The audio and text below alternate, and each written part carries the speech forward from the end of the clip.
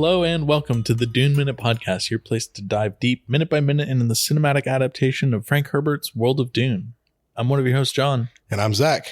And I'm still very disturbed about Sligs. Fuck you. You thought about them all night. Well, since I told you about them 5 minutes ago, I guess. Yeah. The people know, Zach. It's the illusion that's with the next day. Yeah. Well, we're still talking about food. Not and Sligs. We're covering minutes 92 through 93 of Dune Part 1. I have a gripe. Okay. You say we're covering minutes 92 through 93? It's just minute 92 until minute 93. That's true. No, you're right. That's my fault. I'm not even going to argue on that one. That's just me being wrong. Yeah. Okay. I should have called you out on this long ago. You gave me a quizzical look in yesterday's episode. Yeah. When I said it. So no, that's just me being wrong. Yeah, no. Okay. We're covering minute 92 through 93. You're welcome, Mark. What? Oh, one of our viewers. Oh, is that some feedback we got? Yeah. Oh, no. He's like, Zach needs to stop saying covering minutes 92 through 93. Oh, man. Okay, well, heard and corrected.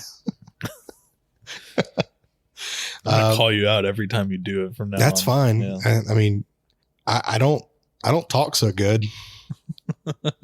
We know that. Yeah. I'm a product of the Paulding County public school system, which has produced many fine academics. I'm not one of them. So we are C's get degrees, baby. We are starting off this minute with a compliment from the Baron to Leto. Yep. You have a wonderful kitchen, cousin. I think this is in between the gluttonous sounds of just massive consumption too. Yeah, that's very true. This line gave me a little bit of pause. Yeah. So Bene Gesserit, as we've talked about many times on this podcast, are all about like their breeding program and everything. So I can't say I'm surprised to know that they're related, because even in our own world, houses of royalty and stuff, there's, people that are marrying across and, whatever. Sure. Now, I could not find any solid proof of this, though. There's no family tree that you can find. There are family trees. And I looked over them before we recorded as I was writing my notes, and I could not find any connection between them. So I think this is more of a like ceremonial way of talking than an actual like literal cousins. I don't know. I couldn't, yes and no, because I feel like there's got to be some like, well, nothing that is like concrete evidence. They're probably like second or third cousins. I don't know, man. I mean, if anyone out there has solid proof, and please send it to, because I could not find anything that like that ties them blood related. I mean, we're talking about tens of thousands of years, so it's probably more likely that they are some kind of super distantly related. So when I was looking through this, I came across this post on Reddit that was asking the same question that we're asking now. Yeah. And one of the comments there, I can't remember who the user is who posted it, but they said, in English, and I also believe in French, cousin, and that's cousins in quotes, can refer to and is used as a form of address for arbitrarily distant family connections. Like a sixth cousin twice removed, like what you were just talking about. Yeah. Since nobility intermarried and were usually related to each other in some way or another, it has sometimes been used in a generic way to address people of their own class, whether they are actually related or not. So that's what I think is going on here. Okay. Whether or not they are related, they don't know. We don't know. But it's just kind of a title or just a thing that's related to the aristocracy. Well, if they are related, then that gets really weird really quickly. Yeah. Well, yeah. Because then Paul's just, I mean, they're all inbred fucks, but definitely Paul. Yeah. So, there's, I don't know. no solid proof that the Baron and Leto are actually cousins. It's more probably just a ceremonial title, like I said. Yeah. So before we get a mukbang video from the Baron, the movie cuts to the desert. We already got the mukbang video, dude. We started this. We ended last minute with him just like sucking on his greasy fingers and him starting this with just, you have a wonderful kitchen, cousin. Oh, and it's just so like gross. I hate those YouTube videos.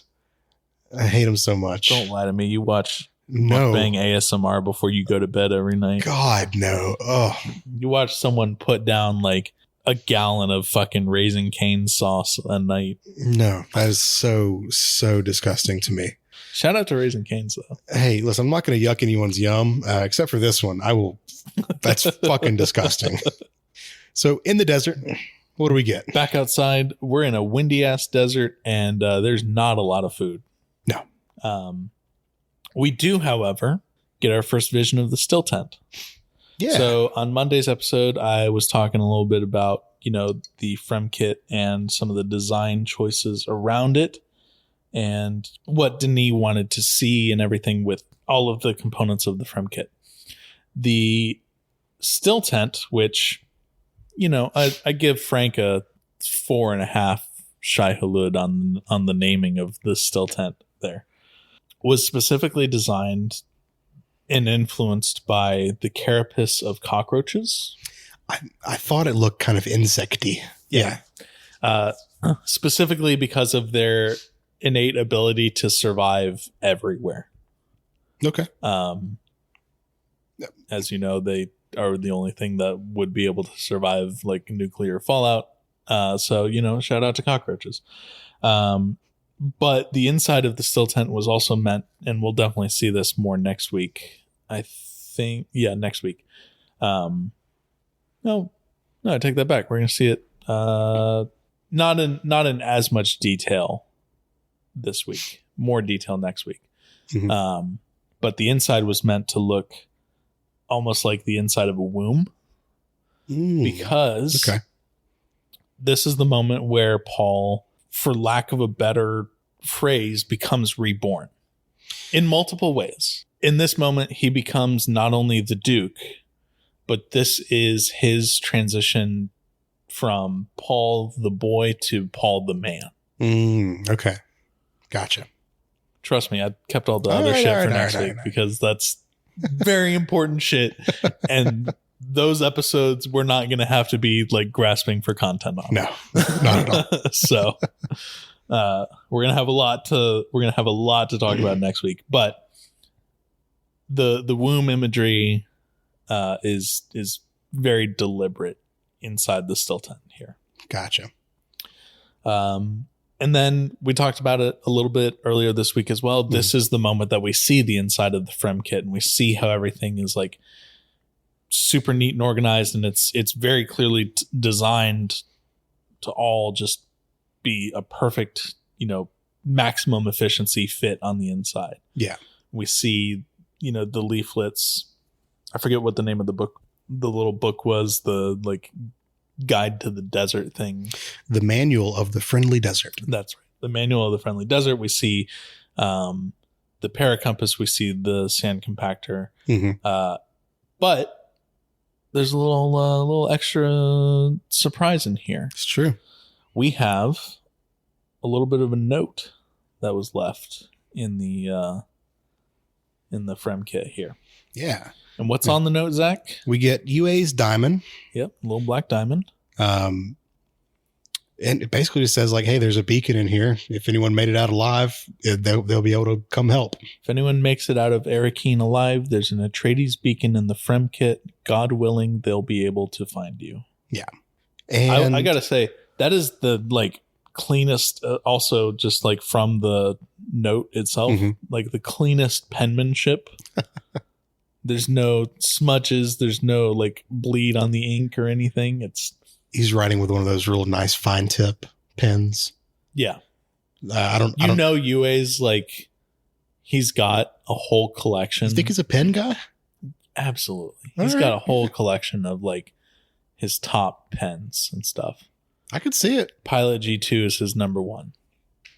Okay. I fucking love a Pilot G2 pen. Solid pen. I'm a little bit lower class on my pens. I like the Bic Atlantis is a good pen to me. Okay. Fairly cheap, smooth riding, and very comfortable to hold. See, I like the Pilot G2 because it helps me fill time on this podcast, but also it's very well balanced. And okay. I used to do that thing that most everyone else would do in high school where you just sit there and you'd like fucking flip the pen and do like pen tricks. You do pen tricks? Yeah.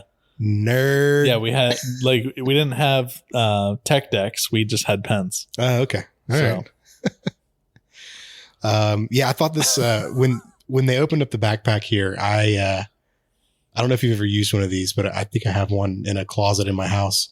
It's like a picnic supply backpack or bag. Have you ever seen those? The ones that like you open it up and it's like there's a slot for your forks and your knives and your spoons. It's like it's got like, you know, a set or two of cups and some plates and it's like, it looked just like that because the one that I have is like it looks just like a backpack, but when you take it out, it's like all the things you would need to have a meal outside. Yeah.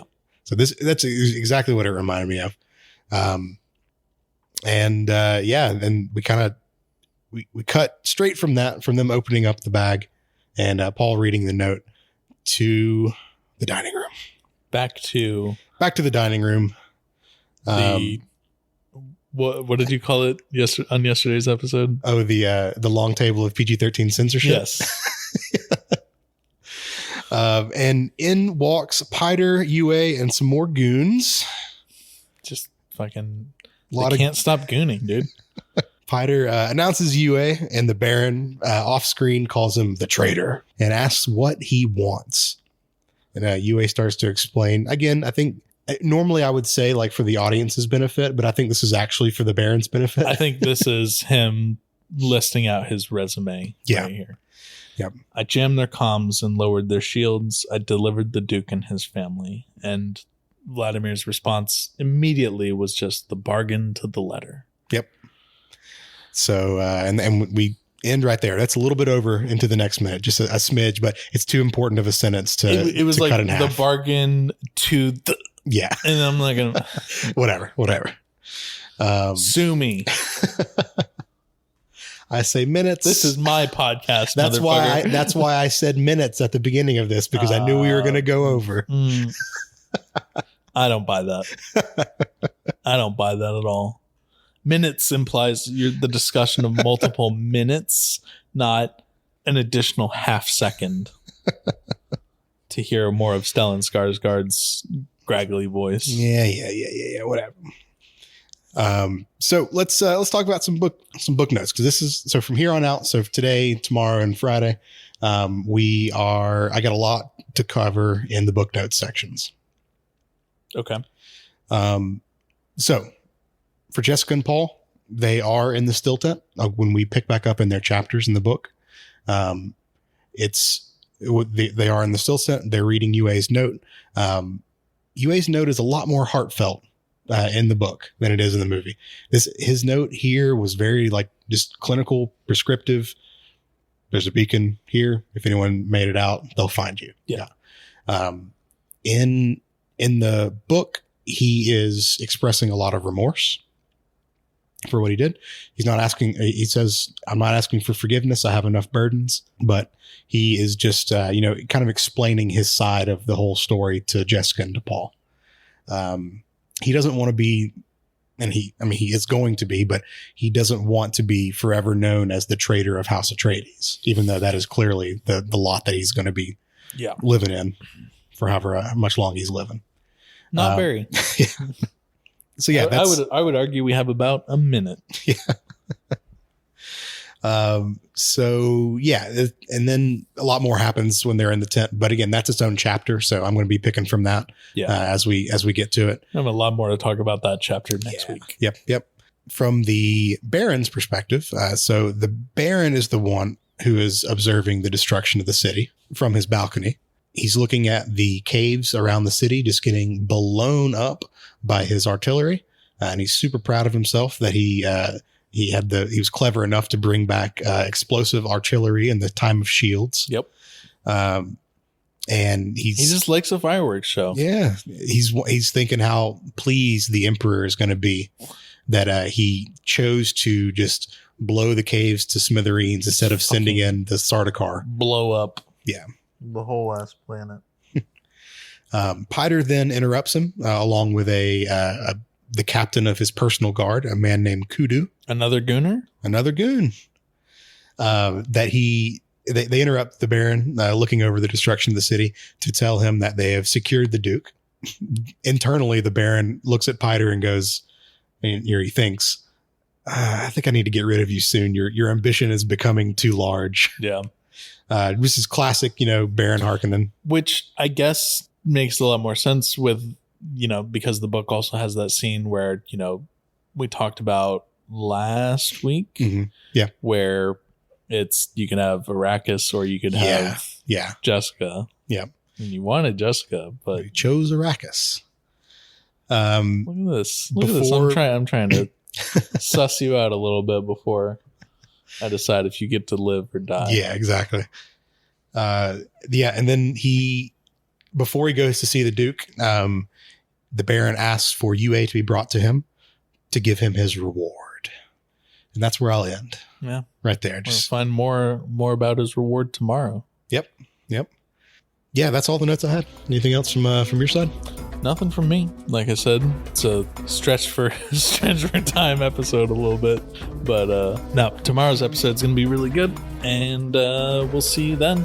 In the meantime, you can find us on Instagram at the Dune Minute. We are on Twitter at Dune Minute. And you can email duneminute@gmail.com if you'd like to get in touch. That's right. All right. We'll be back tomorrow. See you later.